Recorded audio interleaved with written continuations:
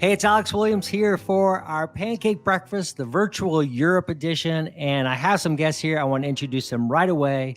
Amul Chandani, co-founder and CISO and CTO at Accurics. Hey, how are you? Doing good, Alex. Great.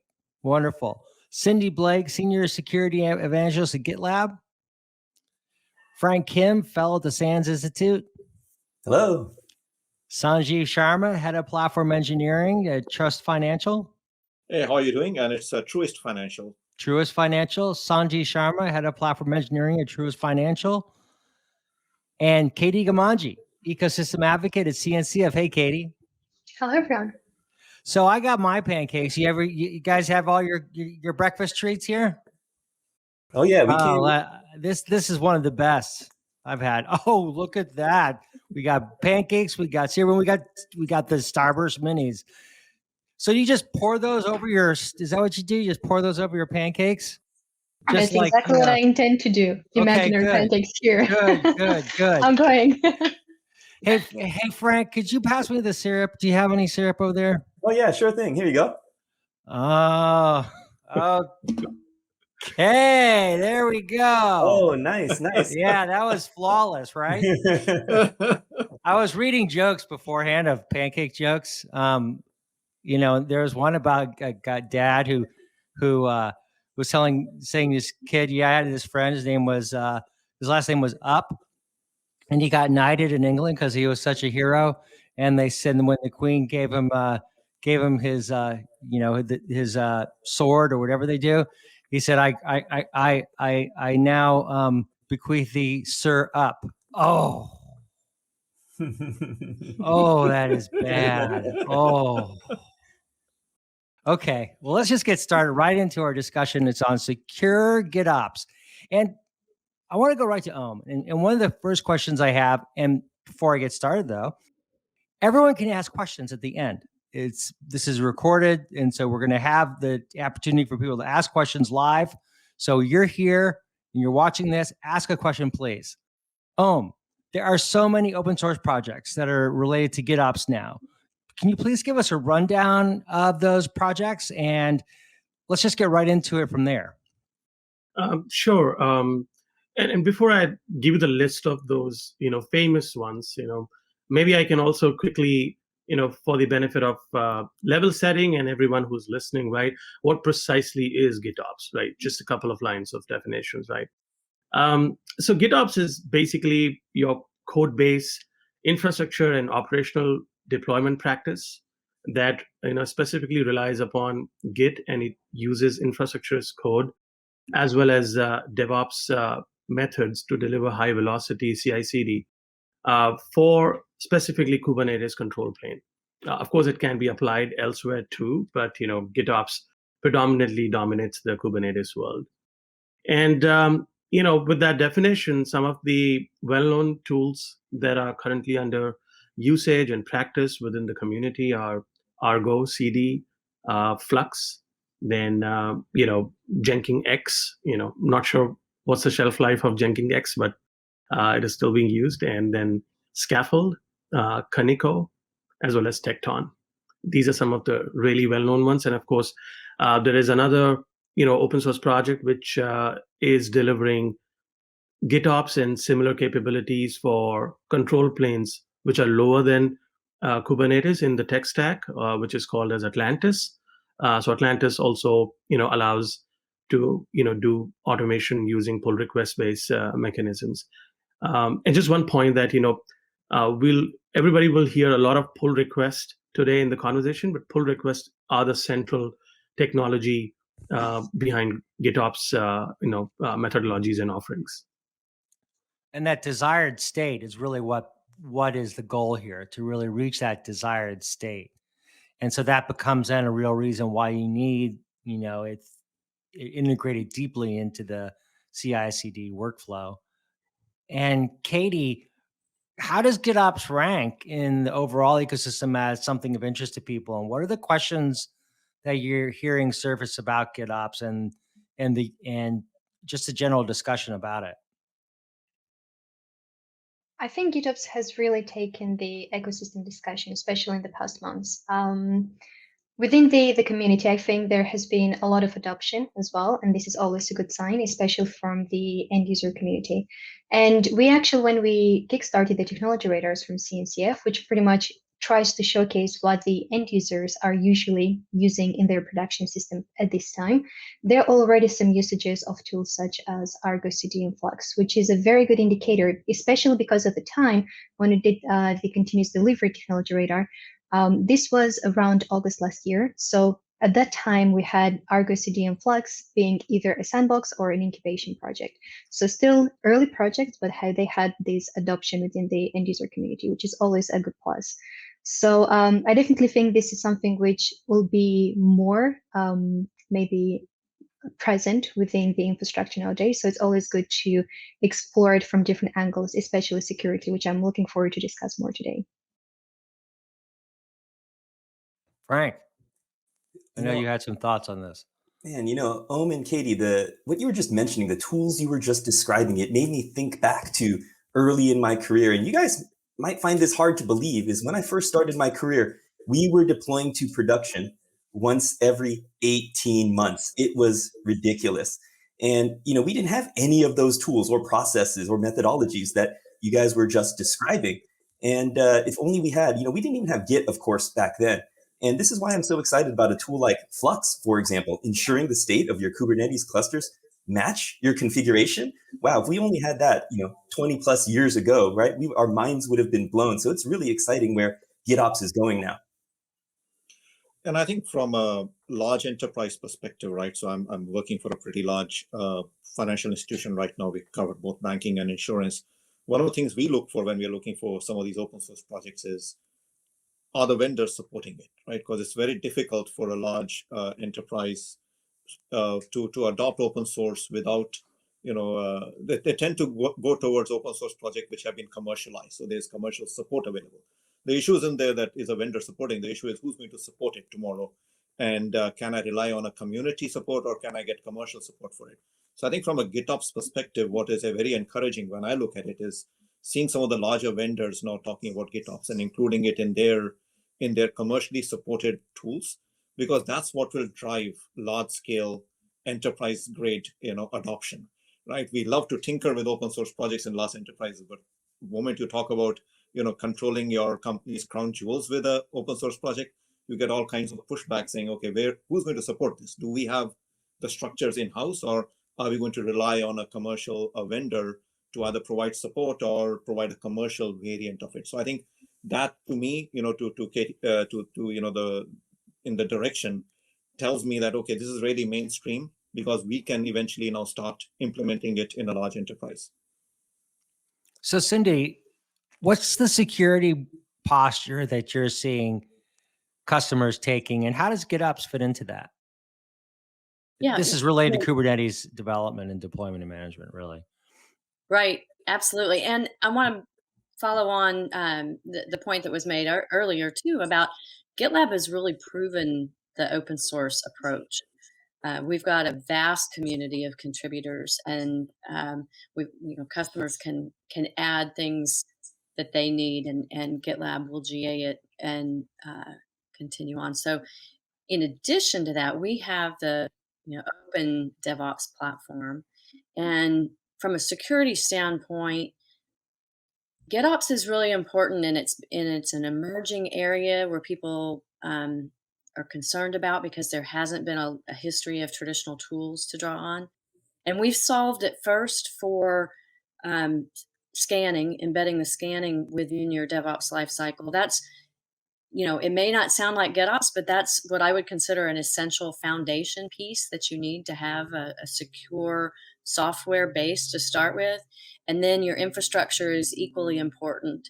And so we are working, in fact, Accurics has done some work with GitLab to integrate their capability and bring those results even into the developer's pipeline for really early visibility and transparency. Man, that's a really good point, Cindy. That there's a lot of these foundational best practices that we can now automate. And Sanjeev just mentioned earlier the crown jewels. And why are we doing all of this? It's not just to deploy faster from a security perspective. We've got the mean time to remediate, which, people say that's anywhere from 2 to 3 months on average in terms of fixing your serious security vulnerabilities. And this is really what GitOps and these modern practices and tools allows us to do, is to shrink that window of exposure so we can better protect our organizations. I think that's where we all want to get to. I think you're spot on there, right? I mean, at the end of the day, the whole ability to secure, and with the recent, and I don't want to name any companies here, just to put them in a bad light, but recent issues with delivery pipelines, the recent issue with supply chains have only exposed the flaws we have and the vulnerabilities we have in our entire supply chain, right? And having security at every point along the way to validate and do the detective, corrective, and preventive controls all through the supply chain is essential. And it is becoming, with the complexity we have of Kubernetes and the integrations we have to do with third-party systems and services coming from multiple cloud vendors and SaaS providers, it's becoming humanly impossible to track all that. We have to have these detective, preventive, corrective controls as code, and they need to be a part of the code, and they need to be enacted the moment the code changes. And to me, what's encouraging is GitOps is helping us take us down that path, where everything becomes code, including these controls we need to put in for security and compliance. They are also code, which means I, as a human, we don't have to throw more bodies at it. We don't have to worry about cognitive overload. We don't have to worry about toil. It can be truly managed as code. And if I can jump in there, that because it's code, you really want to treat the infrastructure as code the same as you would application code in terms of inspecting it, managing it, version control, access control, all of those things as well. Yep. Yeah, code. To Cindy's point, and also Sanjeev, the challenges that you are raising. The good thing is about GitOps is that GitOps is built for technologies, especially like Kubernetes, which are declarative in nature by default. And so all the GitOps technologies also are following the same design, language, which is they remain almost, close to 100% declarative in nature. Now, that solves a very fundamental problem that we face in security, which is the security teams cannot keep up with the DevOps teams or GitOps teams, right? Operations teams, basically. And the new paradigm of GitOps is actually pushing us towards no ops situation, because everything is code. Nobody needs to kick in a pipeline separately in GitOps world. You just make changes into your code, and the cluster gets synced with the state of the code. So the security also should get synced up in the same speed. And that's where the declarative nature of these technologies, especially Argo, Flux, and many others, it comes very handy. So now you can declaratively feed in or plug in security within the GitOps, tool chain as well. For example, you can do policy as code within GitOps now, because the fundamental technologies that GitOps uses is anyways, your Helm charts, your Terraform, your customized templates. And these technologies go very well with the CNCF ecosystem, especially around OPA-based project, Open Policy Age project. So this allows you to bake in your security also declaratively, which has been, in my opinion, a fundamental transformation, how security is going to be done in near future. It is not going to be done in a reactive manner. Security now will become it will become possible for security to be able to plugged in into a declarative tool chain like GitOps. So it will be proactive, and it'll be before the fact. So that's a big change that I'm seeing that is coming for us in the GitOps world, and the security combined with it. I honestly couldn't agree more. I actually got to think about how we reach a state where GitOps is something where it's actually the next step for many organizations. And the more I think about this is that currently technology became the delta or the differentiator for any business. So if you're thinking about any company out there, it's going to be having a part of it being tech. And it's more like the most important feature about this is to deliver fast your features. And that's why we moved from a pull-based system when it comes to CI/CD to a push-based system. Actually, is that the vice versa? With the GitOps, we actually pulling the changes from the Git repositories. Now, with this particular model, we have a better transparency and a better DX as well for our developers, because when interacting with infrastructure, it's not just about having a pipeline, it's thinking about the other side. So how the developers do actually interact with this pipeline. Do they have enough abstraction on top of all the configuration? Do they have enough flexibility to deliver how they want, in the manner they want? So I think with the GitOps, there is a matter of transparency, and at the same time, it's a system which allows it for our developers to deploy faster as well.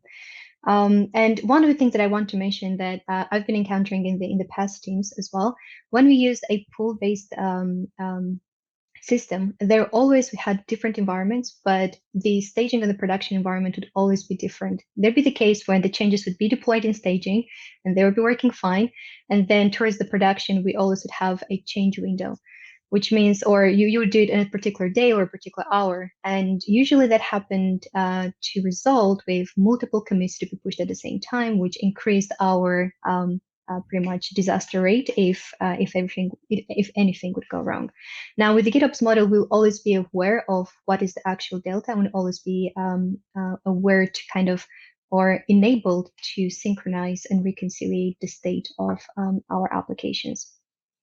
Yeah, Katie and Om, you guys are really talking about, what's next, and it makes me think about the evolution of where is security going. And if we think back to some of the basic security vulnerabilities like cross-site scripting and asking developers to do output encoding, now commonly used tools, commonly used frameworks like Angular, like React, and so on, they do that output encoding automatically for the development team. And I really see GitOps as kind of the next evolution of this, with, as you were all saying, everything as code. Now we're building in, we're not just using it in a framework that is used within the application itself, but these platforms, right? Various Git platforms and so on have these different checks and allow us to do this incrementally. We no longer have to use that one-time big scanning factory, the big bang scan, if you will. And so now we could incrementally do this, treat everything as code. And really, I think this is where the future of security is going. We in security need to take more of this engineering mindset and adopt all of these best practices to, again, reduce that window of exposure.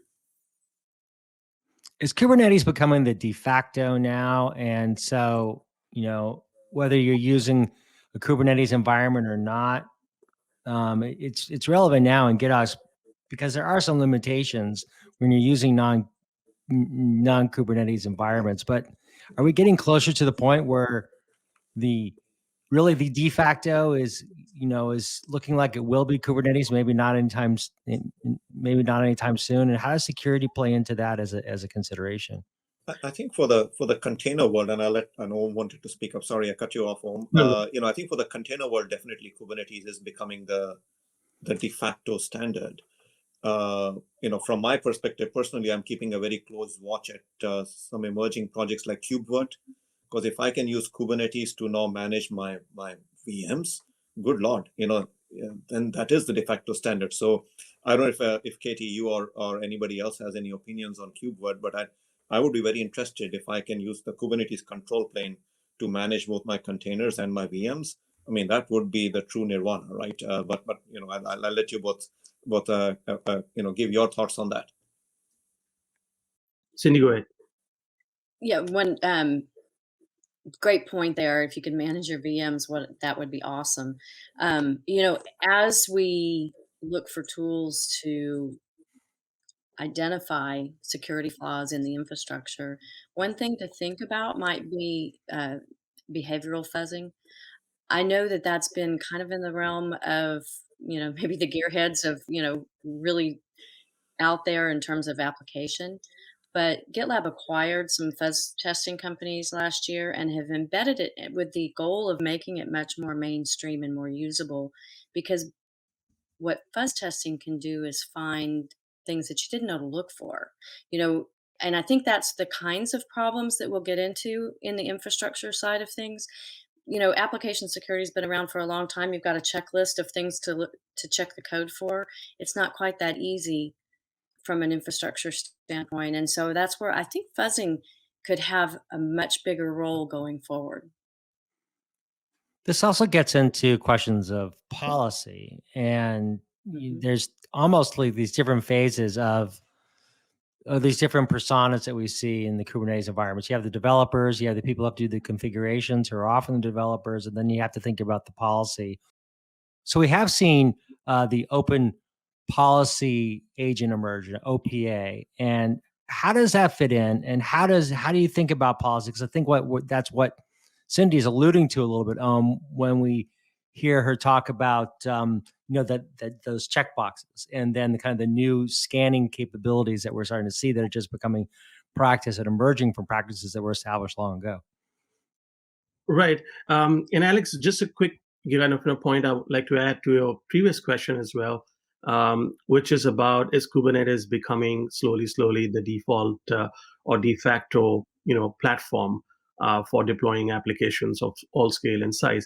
I think without kind of going too deep into the Kubernetes discussion, one of the empirical evidences that I'm getting as a vendor is look into the fact that we have companies like D2IQ now. We have offerings from companies like Cisco ACI, right, which is your multi-control plane monitoring and provisioning layer, which allows you to provision Kubernetes at every scale, anywhere where you want to. And companies like VMware have Tanzu. OpenShift has got large offerings around Kubernetes cluster management, and so is Rancher. These products are giving a lot of indication that there's a lot of demand for Kubernetes, not just container orchestration, but cluster management as well. And cluster management means large-scale businesses are adopting it. So that's one kind of empirical evidence to your previous question. As far as the policy enforcement goes, so as I said, right, GitOps Technologies, thankfully are built on a very solid foundation of, being declarative in nature. So what that it means that we have infrastructure as code technologies like hem charts, Kustomize, and many other being the foundation of delivering GitOps. With that, we today in the space where we are at a maturity level where we have projects like, as I said, Open Policy Agent available, which solve the problem of polyglot infrastructure as code. All infrastructure as code technologies have some differences between them. But as soon as you start using frameworks like OPA to solve your policy enforcement, you get a lot of advantages. Thankfully, as I said, GitOps Technologies, almost all of them, can very easily support frameworks like OPA. Some other framework can also be supported, but OPA being the de facto standard in policy as code today, with so many different stars that we see them earning on daily basis, that tells me that OPA is winning the race. It allows us to do policy enforcement and governance within the GitOps tool chain as well as the process. So imagine if a developer accidentally wrote a hem chart or a customized template which allowed a container to spin with privilege escalation is equal to true, or a privilege which it should not have had. GitOps tool chain is automatically going to be able to detect that, and not only detect that, with the help of OPA, you can remediate it as well on the fly. So you can enforce certain selected policies within your GitOps toolchain in such a way that it becomes a self-healing platform. And all this is possible using open source technologies, just plugging a few things together and then running it very smartly. So that's where the security world is going, and that's where the self-healing world is going with the help of policy as code. So to me, the perfect formula today is OPA plus Rego plus GitOps is equal to secure and self-healing pipelines. Sanjeev, how would you wrap all this up? We're about to our time where we need to get questions from the audience. So how would you wrap this up? So I think from my perspective, right, this is an exciting time to be in technology, right? Because we have seen the evolution of containers come from where it was nobody knew what would happen, right, with containers. Is it going to be the standard? And we saw Kubernetes then come to the scene, and in just a couple of years become the mechanism, the technology everybody uses, and this entire ecosystem, right? I was showing the CNCF chart to somebody the other day, and saying, okay, get your powerful microscope on, a magnifying glass won't do anymore. Just look at the technologies there, right? I mean, and it they show the funding on top on that chart. That's a brilliant scare the children chart. But what it tells you is that there is a healthy ecosystem behind everything we are doing. This is not, running solo. This is not some open source project which people might lose interest in tomorrow. And how do you make it secure, and how do you ensure the security and compliance overhead, which we in large enterprises have to maintain? And even I'm just speaking from my perspective, have to manage.